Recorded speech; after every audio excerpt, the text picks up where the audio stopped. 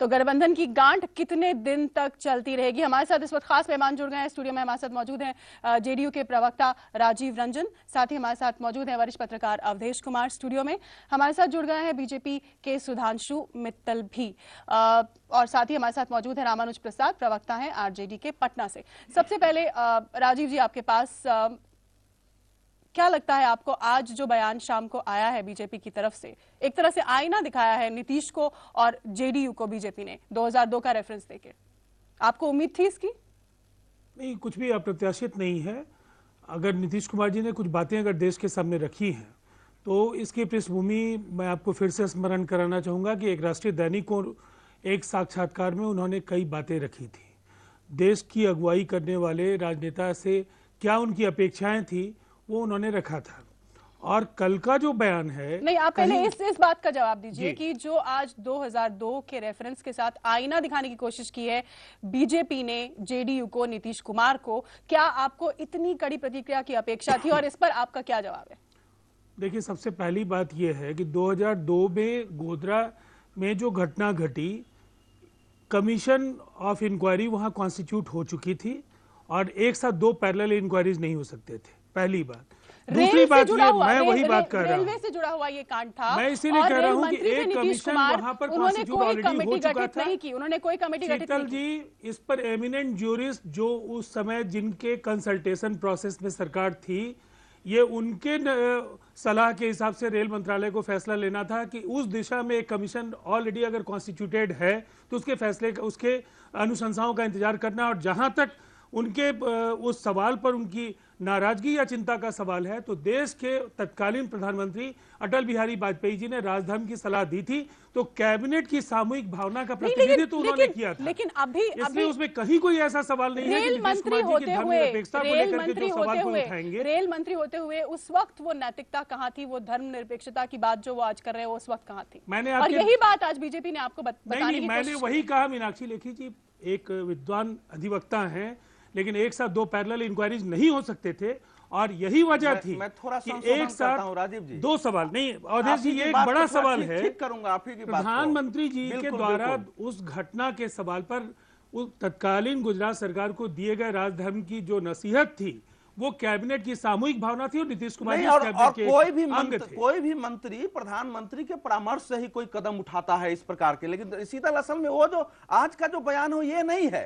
आज का बयान यह है कि अगर साबरमती एक्सप्रेस को जलने से रोक देते नीतीश कुमार और गोधरा में वो रेल का दहन नहीं होता, तब दंगा ही नहीं होता। वो दंगा का कारण तो रेल का दहन था, और चूंकि नीतीश कुमार रेल मंत्री थे, नहीं रोक पाए, इसलिए दंगा तो उन्होंने करा दिया। ये है भारतीय जनता पार्टी का आज का जो स्टैंड है वो नहीं, ये है। आज भारतीय जनता पार्टी के किसी नेता के बयान का विश्लेषण करने का आपका अपना तरीका हो सकता है। हम यह मानते हैं कि जो सवाल उन्होंने रखे हैं उन सवालों का जवाब हमारी पार्टी ने भी दे दिया है। बुनियादी सवाल यह है कि नीतीश कुमार जी ने कल कोई नई बात नहीं की है। आज के बयान के पीछे बीजेपी के क्या मायने थे, हम बीजेपी से जान लेते हैं। सुधांशु जी के पास चलते हैं। सुधांशु जी, मुझे समझ नहीं आ रहा आज हम क्यों चर्चा कर रहे हैं इन सब चीजों के बारे में। आप देखिए, कोई भी दो राजनीतिक संगठन जो होते हैं वो एक गठबंधन में है, लेकिन दो अलग अलग राजनीतिक संगठन हैं और उनके अंदर मतभेद होना स्वाभाविक बात है। उसमें कौन सी बड़ी बात है? आपकी पार्टी की प्रवक्ता आईना दिखा रही है अपने सहयोगी को, तो चर्चा क्यों नहीं होगी? चर्चा तो होगी ना सुधांशु जी। एक नहीं, हम लोग चर्चा सुधांशु जी इसलिए करते हैं कि आप लोग खाली बैठे रह जाएंगे ना। कुछ दर्शकों को चाहिए, आपको चाहिए, जनता दल यू को चाहिए, तो ये तो आप प्रश्न करेंगे तो आपको खाली छोड़ा जाएगा। आप लोगों को भी इंगेज करना है और ये आप ही लोग मसाला देते हैं हम लोगों को। एक सेकंड, देश के सामने बहुत गंभीर प्रश्न है इस समय। देश के सामने भ्रष्टाचार का प्रश्न है। जैसे परसों कोलगेट वाला हुआ, जिसमें सीबीआई के जो रिपोर्ट थे उसके साथ छेड़छाड़ हुई। महंगाई का विषय है, बहुत विषय है। लेकिन चलिए, जो आज का परिप्रेक्ष्य उसके बारे में मैं कहना चाहता हूं।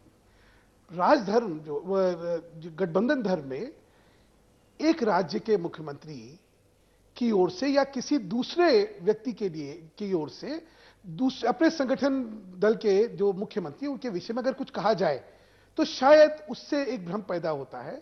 और उस भ्रम के बारे में एक राजनीतिक संगठन का क्या मत है, हमने अपना मत बता दिया। हमारा मत है कि हम मोदी जी के विषय में जो चीजें कही जा रही हैं उससे शायद हम लोग इत्तेफाक नहीं रखते और ये हमने अपना कह दिया। ये जो बात आज आई है ना सुधांशु जी जो बात आज प्रतिक्रिया जो आज बीजेपी ने बात कही है 2002 का रेफरेंस दिया है वो अब एक कदम आगे बढ़ गया है। वो आज शाम की बात है। मोदी जी के बारे में तो आप अपना वक्तव्य विचार कल ही रख चुके हैं, लेकिन ये बात अब आगे बढ़ जाती है। इसलिए अहम हो जाती है। हम ये जानना चाहते हैं कि अब बीजेपी क्या दर्शाना चाहती है, क्या कहना चाहती है जेडीयू को।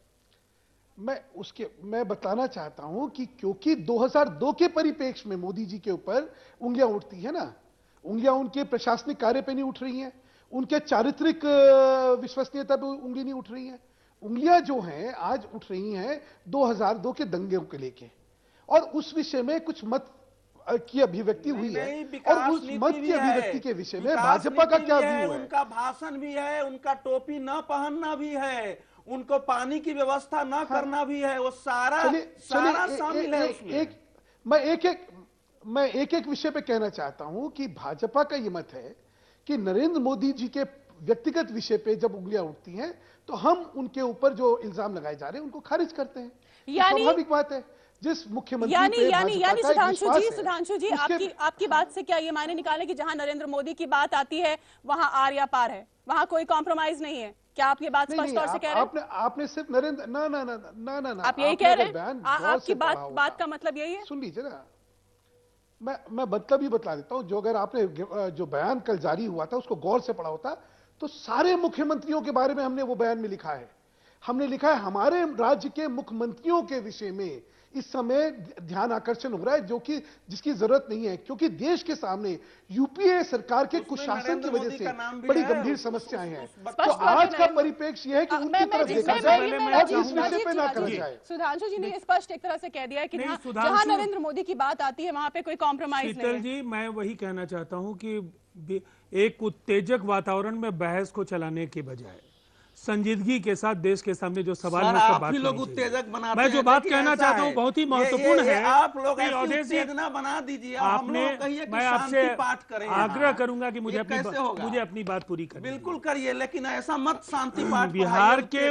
बिहार के मुख्यमंत्री और हमारे नेता नीतीश कुमार जी ने जो कल बातें रखी हैं उन बातों को लेकर के अगर गठबंधन के बड़े दल को किसी व्यक्ति विशेष या किसी राज्य के मुख्यमंत्री के बारे में कही गई बातें लगती हैं तो मैं समझता हूं इस पर दिल पर मत लीजिए। किसी व्यक्ति विशेष को इंगित करके ये बातें नहीं कही गई हैं। बिहार के विकास को केंद्र में रख करके जनता दल यूनाइटेड की बैठक में अगर हमने बातें रखी हैं तो हमने अपने मॉडल को। शीतल जी, ये बड़ा सवाल है। स्कूल पढ़ता बच्चा भी ये बात आपकी नहीं सुनेगा। मैंने क्या कहा? मैंने ये कहा कि नीतीश कुमार जी ने कहा बिहार ने बदलाव का जो रास्ता तय किया है अपने मॉडल के जरिए, हमें किसी और मॉडल की जरूरत बिहार में नहीं है। इसका अर्थ आप क्या लगाते हैं मैं नहीं जानता हूं। कोई व्यक्ति लायक नहीं है इसका मतलब सीधे नालायक है वो, ऐसा मैं नहीं कहा जाना चाहिए। हमने जो कहा है वो सीधा रास्ता है। बिहार ने जो विकास का रास्ता तय किया वो नीतीश कुमार जी की करिश्माई दूरदृष्टि है, बिहार का प्रबंधन है, पारदर्शिता है और जो आयाम हमने कायम किए हैं निश्चित तौर पर बिहार के लिए उपयुक्त मॉडल नहीं हो सकता। अच्छा, एक बात, उसके लिए क्या अपने भाषण के 2/3 भाग में इतना तीखा हमला बिना नाम लिए हुए एक प्रदेश और एक मुख्यमंत्री पर करना जरूरी था? मेरा मत यह है शीतल, पहले हम जो डिस्कशन कर रहे हैं हमारा है क्या नीतीश जी के लिए यह दाव उल्टा पड़ गया है? मेरा मत है इस समय भले ही जो बिहार से भारतीय जनता पार्टी के लोग आए थे, देखो कितने आक्रामक थे, लग रहा था कि वीर रस का कविता पढ़ते आ रहे हैं। राजनाथ जी के निकलने के बाद उनका बयान बदला है। तो ये तो संभव नहीं है सुधांशु जी कि राजनाथ जी के पास कोई शांति के साइकोलॉजिकल ऐसी दवा थी जो सबको खिला दी गई और सब लोग शांत होकर निकल गए हैं। राजनाथ जी ने उनको जो कहा है, जो मुझे जानकारी मिली है कि भाई हम लोगों को भी अच्छा नहीं लगा है, हमने ये स्टेप उठाया है, लेकिन एक ही बार में हम सब कुछ नहीं कर सकते हैं। हमने उनको जवाब दिया है, अब आगे देखते हैं, आगे जो भी करना होगा समय पर किया जाएगा, इतना हुआ है। लेकिन जो उसके साथ आज का प्रेस कॉन्फ्रेंस है भारतीय जनता पार्टी का, वो सीधा जवाबी हमला है। हालांकि मैं उससे सहमत नहीं हूं, क्योंकि रेलें चलाती भले ही रेल मंत्रालय है, लेकिन कानून और व्यवस्था प्रदेश का मामला होता है। अगर कहीं उसमें लूट है, मेरे 2 सवाल आपसे हैं। अब नहीं, मेरे सवालों का आप जवाब दीजिए। आप अब तक सवाल करते रहे, मेरे 2 सवालों का जवाब भी दूंगा। क्या किसी दल के नेता को, किसी राज्य के मुख्यमंत्री को अपने विकास के मॉडल की चर्चा करने का अधिकार है, बिल्कुल है। अपनी वैचारिक प्रतिबद्धताओं को दोहराने का अधिकार है, अपने सैद्धांतिक प्रतिबद्धताओं को दोहराने का अधिकार है। अगर इस दल की बुनियाद नेशनल एजेंडा ऑन गवर्नेंस के बुनियाद पर इस गठबंधन की बुनियाद पड़ी 1999 में, और उसके पहले भारतीय जनता पार्टी और समता पार्टी 1996 में साथ आए थे। ठीक है। उस गवर्नेंस के एजेंडे के हिसाब से जिन 3 सवालों को लेकर के हमारी असहमतियां थी वो देश जानता है। धारा 370 का सवाल, यूनिफॉर्म सिविल कोड का सवाल और अयोध्या का सवाल। धर्मनिरपेक्षता हमारी नीति है, हमारा सिद्धांत है, और हम उससे जुड़ करके ऐसा है कि यह देश जानता है। भारतीय जनता पार्टी के सामने स्पष्ट किया है, न तो भारतीय जनता पार्टी ने कहा है कि हम उस राष्ट्रीय एजेंडा से अलग हो रहे हैं, न उसने ये कहा है कि हम तीनों मुद्दों को इसी समय और गठबंधन में रहते हुए साथ ला रहे हैं। यह बिल्कुल नीतीश कुमार का जो भाषण था, नीतीश कुमार जी ने क्या कहा, बिल्कुल कहा है। अपनी बातें नीतीश कुमार जी में मत डालिए। नहीं, क्यों? उन्होंने कहा कि इन सवालों पर हम समझौता आगे भी नहीं करेंगे। उन्होंने ये कहा कि ये रास्ता नहीं। कहां से पैदा हुआ था? ये निश्चित रूप से अगर आप केंद्र सरकार के विरोध में एक शब्द नहीं बोलते हैं और पूरी आलोचना अपने गठबंधन की साथी की या उन पर अविश्वास ही प्रकट करते हैं, लगता है आएंगे तो हट जाएंगे। आपको तटस्थ होना चाहिए, आपको सब पर विश्लेषण में आपकी भूमिका विश्लेषण में तटस्थ होनी चाहिए। मुझे लगता है भारतीय जनता पार्टी अपना स्टैंड रखने के लिए सक्षम है। आपने जो बात रखी, मैं उस पर बीजेपी का रिएक्शन ले लेती हूँ। सुधांशु जी, ये कहना था राजीव जी का कि हम तो केवल अपनी उपलब्धियां गिना रहे थे, अपने विकास के मॉडल की बात कर रहे थे, फिर आखिरकार बीजेपी को स्टेटमेंट्स इशू करने की और प्रतिक्रिया जाहिर करने की क्या जरूरत आन पड़ी? नहीं, बीजेपी ने क्या करा है? बीजेपी ने कहा है, क्या नहीं कहा है वक्तव्य में, मैं बता रहा हूं ना, सुन तो लीजिए एक सेकेंड। हमने कहा है कि इस समय देश का माहौल ऐसा है कि यूपीए की सरकार से जनता त्रस्त हो गई है और हम सबका राजधर्म यह है कि इसको उठा के फेंका जाए, पहली बात। दूसरी बात हमने कहा है कि विपक्षी दलों से और अपने सहयोगी दलों से हम अपील करते हैं कि इस समय भाजपा के मुख्यमंत्रियों पे अपनी फोकस ना करके कुशासन जो यूपीए का, लेकिन वो ये कह रहे हैं कि हम तो केवल अपनी उपलब्धियां गिना रहे थे, हम कहां किसी की निंदा कर रहे थे। आपने निंदा क्यों पढ़ लिया उसमें? मैं तो अब इनकी निंदा, मैंने इनका कहां कहा है कि इन्होंने निंदा करी है? अभी तो नहीं, तो स्टेटमेंट तो वैसा ही आया ना। नहीं, तीसरी चीज हमने कहा का तो अब आज सुबह से जो है भाजपा का तो पूरा अरे बोलने तो आप लोग एक बार बात सुन लीजिए, उसके बाद जो आपको निष्कर्ष निकालना हो निकालिएगा ना, पहले बात तो सुन लीजिए ना। और तीसरी बात हमने कही है कि एक ये इंप्रेशन आ रहा है कि नरेंद्र मोदी के खिलाफ कई चीजें कही जा रही है। हमारा मानना है हम उनसे इत्तेफाक नहीं रखते। हमने 3 चीजें ये कही हैं और नरेंद्र मोदी के 2002 के रोल के बारे में एक स्पष्टीकरण करा गया है। अब उस चीज को आप जनता दल यू और भाजपा के अंदर खाई पैदा हो गई और टूट गया और ये हो गया और वो हो गया, कहां हो गया?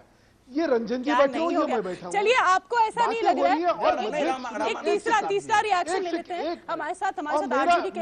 मेरा सिर्फ एक कहना है जी, मेरा सिर्फ कहना है कि राजनीति में विषयों पे मतभेद हो सकते हैं। हाँ। कुछ जानकारियां जो हैं अलग अलग तरीके से समझी भी जा सकती है और उनके समझने के बाद उनके जो प्रतिक्रियाएं वो भी कुछ हो सकती हैं।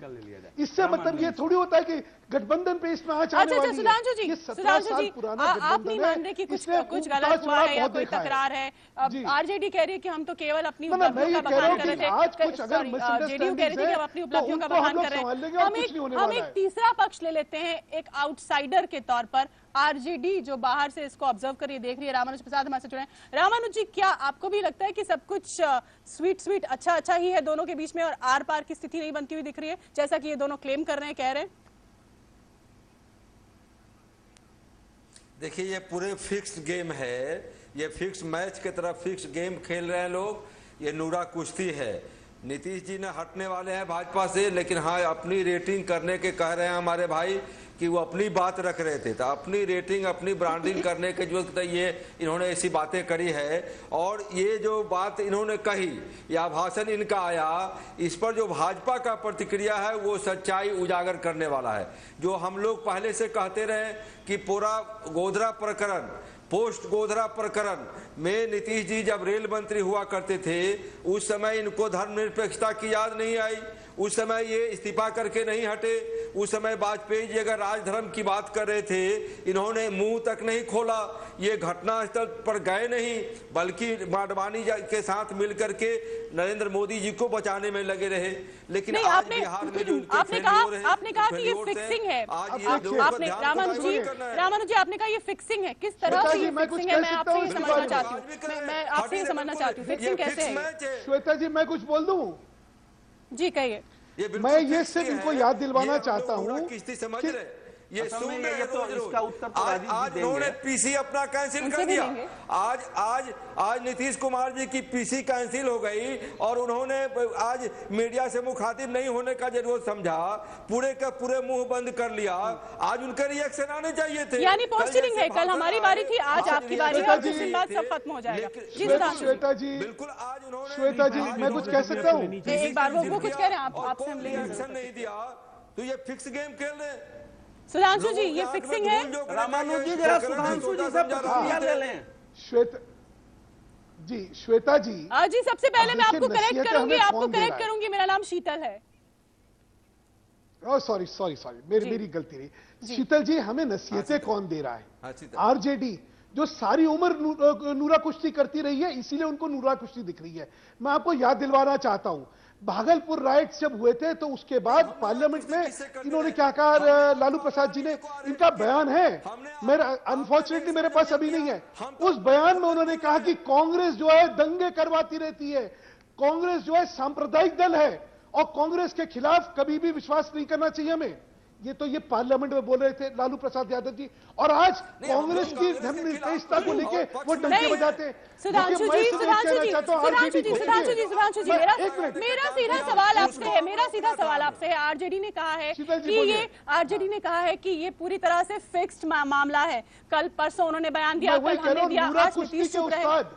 सुनिए मैं इसीलिए कह, नूरा कुश्ती के जो उस्ताद हैं उनको हर चीज में नूरा कुश्ती दिखेगी, क्योंकि यही खेल खेलना तो मतलब सचमुच की कुश्ती है ये? बता देता हूं, तो ये सचमुच की कुश्ती है, नूरा कुश्ती नहीं है, ये मान रहे हैं आप? राजीव जी नहीं मैं उससे ये जानना चाह रही हूँ, अगर ये नूरा कुश्ती नहीं तो क्या सचमुच की कुश्ती है? आज आपका अभी जो बयान आ रहा है, रोज बयानबाजी होकर के, और आप जनता को मुख्य मुद्दा से भटकाना चाहते हैं। तो बिहार में जो फेल्योर्स है उस पर माइंड डाइवर्ट कर रहे हैं। शीतल जी आपने बड़ी अच्छी चीज पूछी है, शीतल जी आपने बड़ी अच्छी चीज पूछी है, उसका जवाब देना चाहता हूं मैं। कहिए प्लीज। आपने कहा अगर ये नूरा कुश्ती नहीं है तो क्या वाकई कुश्ती है? जी देखिए राजनीति में 80% लॉजिक होता है, 20% एक्सीडेंट होता है। यहां कुछ दुर्घटनाएं हो गई हैं जिनको की लेके एक उत्तेजना बनी हुई है, लेकिन वो उत्तेजना अपने आप शांत हो जाएगी, उसकी चिंता न करिए। ये ना कुश्ती है ना ये कोई आक्रमण है, इसमें कुछ मिसअंडरस्टैंडिंग्स हुई हैं, अपने आप बातचीत में ये चीजें सॉल्व होने वाली हैं। मिसअंडरस्टैंडिंग तो हुई है ना, जितना आपसे थोड़ी देर पहले आप ये भी एक्सेप्ट नहीं कर रहे थे। देखिए इन जो कुछ भी अभी दो तरह की बातें आई हैं, पहले तो मैं आरजेडी के स्टैंड पर मैं कहना चाहूँगा, धर्मनिरपेक्षता को जो लेकर के उनके चेहरे को बिहार की जनता जानती है। भागलपुर दंगे के बाद जनता दल की सरकार बनी, लालू प्रसाद जी को अजय बहुमत मिला, और लेकिन अल्पसंख्यकों के कत्लेआम के लिए जो सबसे कुख्यात चेहरा बिहार की भागलपुर की धरती पर था, उसको सम्मानित करने का काम लालू प्रसाद जी ने किया। उस व्यक्ति का नाम कामेश्वर यादव था। और भागलपुर दंगे के पीड़ितों को न्याय लालू प्रसाद जी के 15 वर्षों के शासन में नहीं मिल पाया। नहीं, चूंकि सवाल आरजेडी का है। आपको रोक रही हूँ मैं, आरजेडी के ही बयान पर आपकी प्रतिक्रिया चाहूंगी। उनका ये कहना है कि ये फिक्सिंग है। परसों उन्होंने कहा, आज हमने कहा नूरा कुश्ती। नहीं, उस कुश्ती के बारे में वो क्या कहेंगे, उस पर तो सुधांशु मित्तल जी ने बहुत गंभीरता के साथ बहुत सारी बातें रखी, और कुश्ती या नूरा कुश्ती से हट करके ये कहीं ना कहीं असहमतियां होती है कई सवालों पर। ये स्वस्थ संकेत है गठबंधन धर्म के निर्वहन में कि हम अपनी प्रतिबद्धताओं को सम्मान करना हम सीखें, हम एक दूसरे की जो प्राथमिकताएं हैं और प्रतिबद्धताएं हैं उनका सम्मान करें। और मुझे लगता है ये गठबंधन की जो ताकत है इससे और प्रबल होती है। इतनी बात स्पष्ट है कि कल जो भी बातें आई हैं वो पार्टी का ऑफिशियल स्टैंड है। नीतीश कुमार जी ने जो बातें रखी है उस पर हम आगे भी कायम है, और इन बातों को कोई कुश्ती या नूरा कुश्ती समझता है, मुझे लगता है इसको अंडरस्टिमेट करने के लिए आप शब्दों के चयन में जो कुछ भी कहना चाहें, लेकिन इससे गरिमा घटाने की कोशिश भी करेंगे तो इस पूरे बहस की गरिमा नहीं घटी। यानी आप ये कह रहे हैं कि इस पूरे एपिसोड के साथ गठबंधन धर्म जो है वो और मजबूत हुआ है, दोनों के बीच में संबंध पुख्ता हुए, जैसा कि आपका कहना है कि मतभेद जाहिर करने से संबंध और पुख्ता होता है। हाँ, निश्चित तौर पर हम एक दूसरे को और बेहतर तरीके से समझ पाएंगे कि अगर इस साथ तो फिर आप साथ आगे चले। फिर आप यकीनन ये भी समझ गए होंगे कि नरेंद्र मोदी आज की तारीख में बीजेपी के लिए बेहद अहम है। हमारे लिए कोई व्यक्ति महत्वपूर्ण नहीं है, भारतीय जनता पार्टी को के संसदीय बोर्ड को तय करना है और हमारे तमाम घटक दलों को विश्वास में लेना है। ये दो प्रक्रियाएं अभी संपन्न नहीं हुई हैं। हमने जो स्टैंड रखा है उसके अनुरूप भारतीय जनता पार्टी फैसला करेगी, हमें कोई एतराज नहीं है। और अब तक हमने कई असहमतियों के बाद भी सफर लंबा तय किया है और कई महत्वपूर्ण मुकाम भी हमने हासिल किए। जब आपको लगता है कि इतनी जल्दी नहीं है, जल्दबाजी नहीं थी, तो फिर इतनी जल्दबाजी नाम को लेकर क्यों थी और नरेंद्र मोदी क्यों निशाने पर थे? देखिए, सबसे पहली बात है शीतल जी, ये एनडीए की परंपरा रही है। हमने पिछले 5 संसदीय चुनाव जो लड़े हैं उसमें नेता एनडीए ने तय किया है और इस बार भी अगर हमने साल के आखिरी महीने तक का वक्त रखा है सामने, तो गठबंधन को सोच समझ करके अपना नेता तय करना है। और जो एक बड़ा सवाल है जो सुधांशु मित्तल जी ने कहा, यूपीए के खिलाफ वातावरण है, लेकिन यूपीए को बदलने के लिए शॉर्टकट्स के जरिए यूपीए के बदलाव से देश नहीं बदल पाएगा। अच्छा, ऐसे तरीकों की जरूरत है जिससे इस देश में एक बेहतर स्थितियां आप ये इंगित कर रहे हैं कि शॉर्टकट को बीजेपी ना ले या नरेंद्र मोदी के विकास मॉडल के शॉर्टकट को लेकर वो आगे ना बढ़े। मैंने जो कहा वो देश की जनता समझ रही है और भारतीय जनता पार्टी हम भी सब सही समझ रहे हैं। मैं सुधांशु जी से इस पर रिएक्शन चाहूंगी कि शॉर्टकट्स ना ले बीजेपी, ये एक जेडीयू की तरफ से बयान आया है। शॉर्टकट क्या है वो आप समझ ही रहे हैं। आपको क्या पता है आपके साथ क्या है? आपको हर चीज में लगता है कि कहीं पे निगाहें और कहीं पे निशाना, बट ये सत्य नहीं है। आप समझ लीजिए 17 साल पुराना गठबंधन है और जैसे कहता हूं कोई भी परस्पर संबंध होते हैं उसमें उतार चढ़ाव आते रहते हैं। इसके मतलब ये नहीं होता कि संबंधों में तलाक की नौबतें आती हैं। तो पहली बात है, ये उतार चढ़ाव कम्युनिकेशन गैप्स के होते हैं जो कि आपस में हमारा संवाद और संपर्क जो है इतना ज्यादा है कि ये ठीक हो जाएगा। और जहां तक शब्दों से आप मतलब निकाल रही है, मतलब भावना समझिए।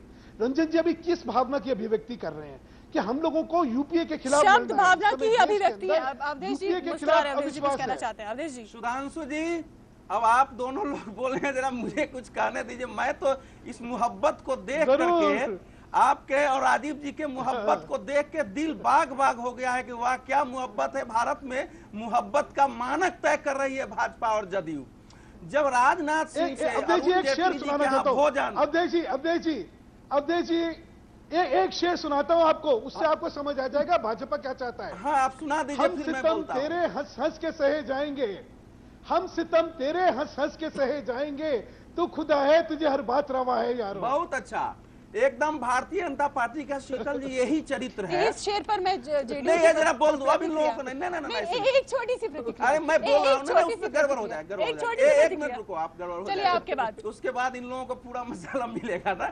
ये ऐसा है कि भारतीय जनता पार्टी का ये हमेशा चरित्र है कि अपने, ये बात लगातार मैं बोलता हूं कि अपने साथी दलों के लिए अपने मोहब्बत पर स्वयं को कुर्बान करती है। अगर वो मैं ये पूछ रहा हूं कि अगर नीतीश कुमार इतना अपमानजनक भाषण भारतीय जनता पार्टी के विरुद्ध देके भी ये मान के चलते हैं कि गठबंधन हमारा बना रहेगा, तो भारतीय जनता पार्टी उस रूप में जवाब दे करके गठबंधन बने रहने की कल्पना क्यों नहीं करती है? ये इसलिए प्रश्न है कि भाजपा इस प्रकार से नहीं कर सकती है। ऐसा करती तो उड़ीसा उसके हाथ से नहीं जाता। और नीतीश कुमार भी जानते हैं कि हम अंत में सब कुछ बोलने के बाद भी पैचअप कर लेंगे, वो अब हो रहा है। लेकिन जो कुछ भी इस प्रकार, जो मेरी जानकारी देश भर से आ रही है, जो भारतीय जनता पार्टी, जनता दल और बाकी मेरे मित्र हैं वो बता रहे हैं कि नीतीश जी के इस बार के भाषण के विरुद्ध ऐसी प्रतिक्रिया है भाजपा के अंदर, बिहार में भी दोनों ओर, कि नेता अगर उस प्रकार की भाषा में जवाब नहीं देंगे तो ये भविष्य के लिए कठिनाई पैदा हो जाएगी। तो केंद्र के नेता लोकसभा चुनाव की लालच में भले ही इस समय पैचअप की कोशिश करें, लेकिन जो गांठ इससे पड़ गई है वो जल्दी खत्म नहीं होगी। और 4 चीजों से हमको मूल्यांकन इसका करना पड़ेगा कि क्यों ये पोस्टर ऐसा हो रहा है। एक तो है सामने जो देश की राजनीतिक स्थिति है, दोनों के संबंधों की जो है उसमें ये पृष्ठभूमि है। साथ ही साथ बिहार की जो राजनीतिक और सामाजिक समीकरण है और स्वयं भाजपा के अंदर जो प्रधानमंत्री पद का जो द्वंद्व चल रहा है, उस सब को मिला के जब देखेंगे तो इसका निष्कर्ष साफ हो जाएगा। लेकिन सुधांशु जी, आप भी मोदी जी को जानते हैं, आपसे बात होती है, मैं भी मोदी जी को जानता हूं, वो हमेशा वो केवल समय की प्रतीक्षा करते हैं उत्तर देने के लिए। इस बार उन्होंने केंद्र को कहा है कि या तो आप लोग उत्तर दीजिए या मुझे हार करके देना पड़ेगा। इतना स्टैंड केंद्र ने लिया है और आगे भी वो बड़ा स्टैंड लेने को मजबूर करेंगे। आज भले ही आपने समझा के वापस कर दिया है, इसलिए रास्ता इसी में है कि शरद यादव, नीतीश कुमार और बड़े नेता बैठ करके कोई सहमति पूर्वक अगर बयान जारी होता है तब तो ये पैचअप होगा, नहीं तो नेताओं का पैचअप नीचे स्तर पर नहीं होने वाला है, ये बिल्कुल ध्यान रखिए। जी सुधांशु जी। अवधेश जी, मेरे को लगता है कि भाजपा और जेडीयू को हम दोनों जो जने बैठे हुए हैं आपसे ज्यादा जानते हैं, और मुझे यह भी लगता है कि हमें ये गठबंधन कैसे चलाना है इसके बारे में सक्षमता भाजपा में भी और जेडीयू में दोनों में है।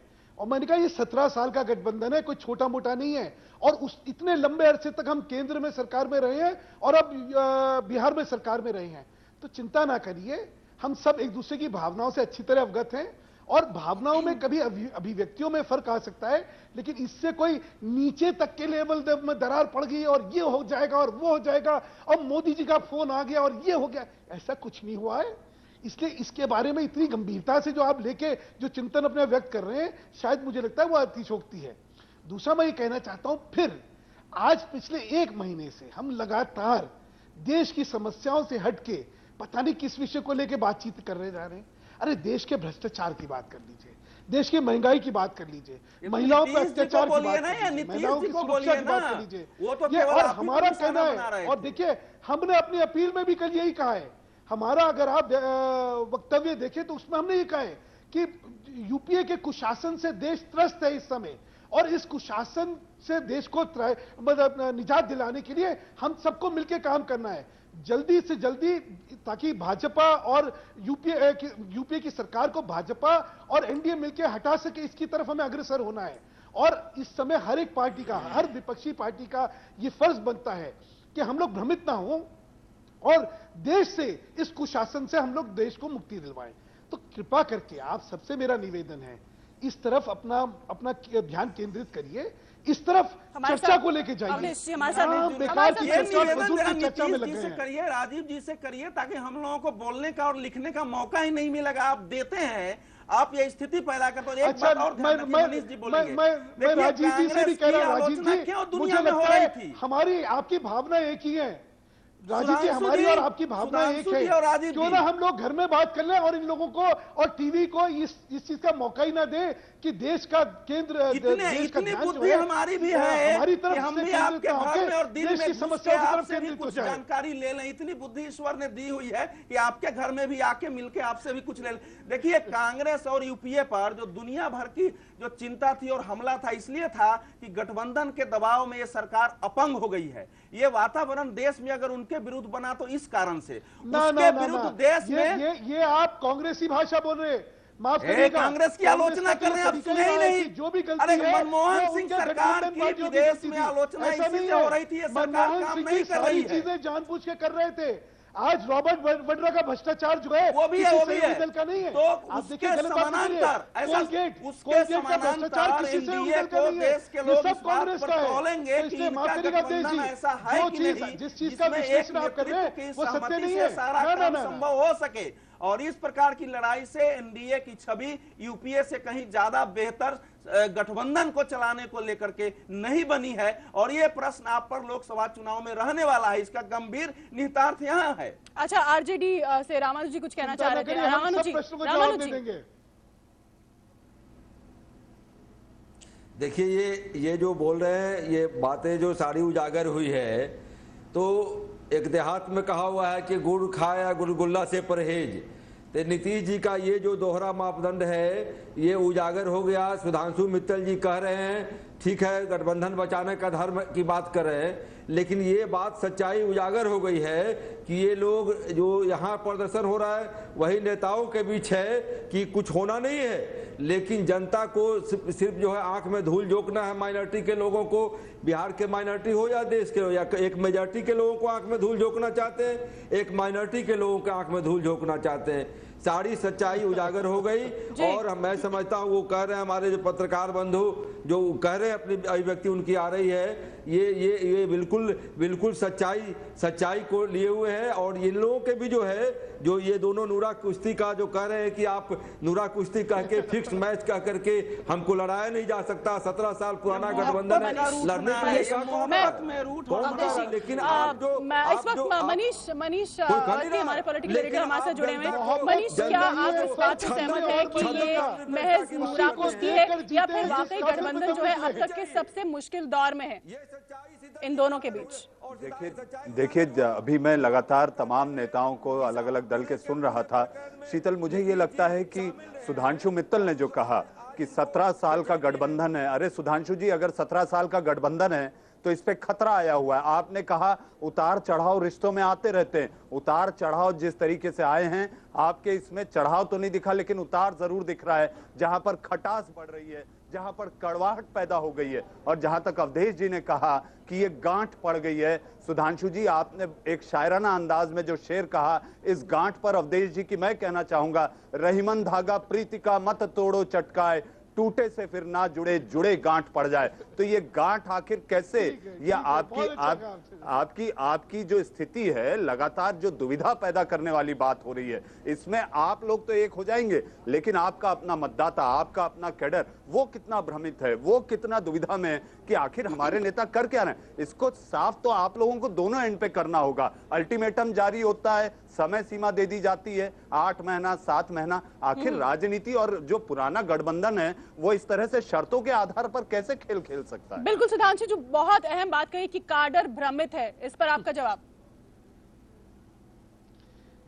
मैंने आपसे कहा ना, काडर के सामने सिर्फ एक लक्ष्य है इस समय कि यूपीए सरकार को कैसे उठा के फेंकना है और कैसे हमें देश में निजात दिलवानी है इस कुशासन से। इसलिए काडर में इस तरह के भ्रम पैदा होने का सवाल ही नहीं उठता, क्योंकि मैंने कहा जब लक्ष्य एक होता है ना, अर्जुन की आंख है ये तो, कि भाई हमारा तो एक ही लक्ष्य है कि यूपीए को कैसे हराना है, और उसमें सामने अगर कोई बातचीतें आती है तो जैसे मैंने आपसे कहा, बातचीतें जो है बातचीत करके हल निकल जाएंगे।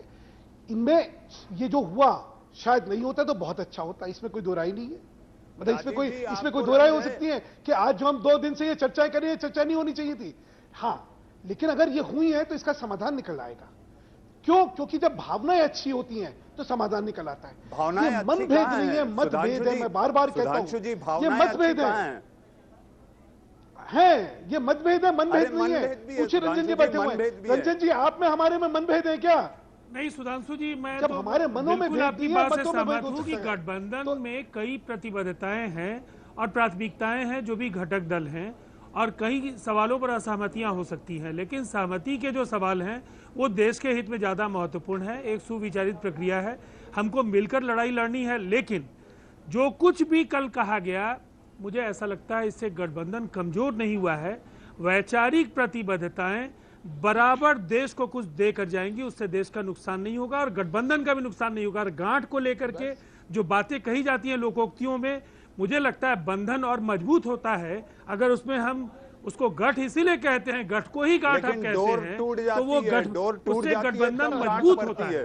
पहली बात। और मनीष जी, भारतीय जनता पार्टी जो कल जनसंघ थी, 77 भी समाजवादी और बिहार आंदोलन के नेताओं ने मिलकर के, समाजवादियों ने जनसंघ के साथ मिलकर के और छात्र आंदोलन के नेताओं ने मिलकर के सरकार बनाई।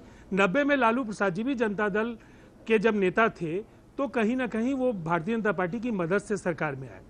हमने कई असहमतियों को सरकार के बनने या टूटने का कारण नहीं बनने दिया, इसलिए कि जनता के सवाल महत्वपूर्ण थे। बिहार में लालू यादव के कुशासन ने बिहार के प्रगति को रोक दिया था, बिहार कुशासन का प्रतीक हो गया था, अराजकता और भ्रष्टाचार का प्रतीक हो गया था। इसलिए हम लोगों ने न्यूनतम सहमति के आधार पर इस गठबंधन को आगे बढ़ाने कुमार ने जो कहा है उस बात को लेकर आपको रंज है क्या? बीजेपी को अपमान बोध का एहसास हुआ, तब उन्होंने अपना ये बयान जारी किया कि जिस तरीके से नीतीश कुमार ने कहा है वो उनके नेता के लिए अपमानजनक उन्हें लगा, उन्हें अपमान बोध हुआ, तब उन्होंने कहा कि इस तरह के वक्तव्य दुर्भाग्यपूर्ण है।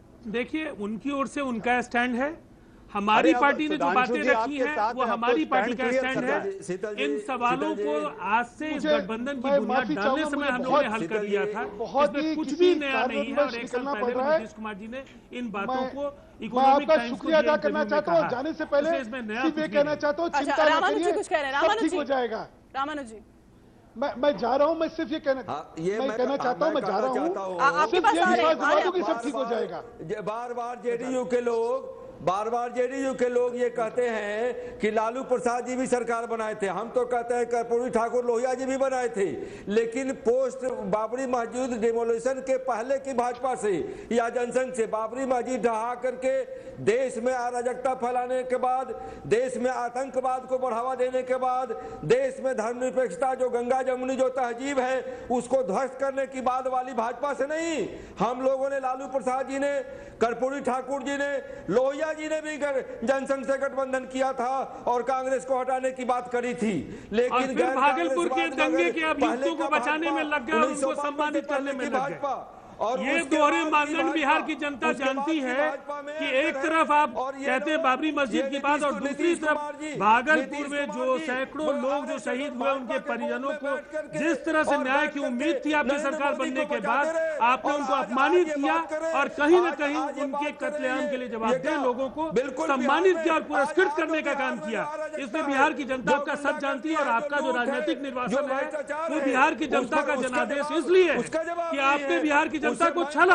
15 वर्षों तक बिहार की जनता को आपने इस लायक भी नहीं रहने दिया कि बिहार के बाहर जाकर के वो कह सके कि हम बिहारी हैं। बिहार अपमान और कहीं न कहीं अवहेलना का प्रतीक बन गया। लोगों को लगता था कि बिहारी है, इसके साथ बात करने से हमारा अपमान हो जाएगा। आज बिहार पहचान के संकट से उभर गया है और आज बिहार को देश और दुनिया में जो सम्मान हासिल है ये नीतीश कुमार जी की करिश्माई छवि को इसका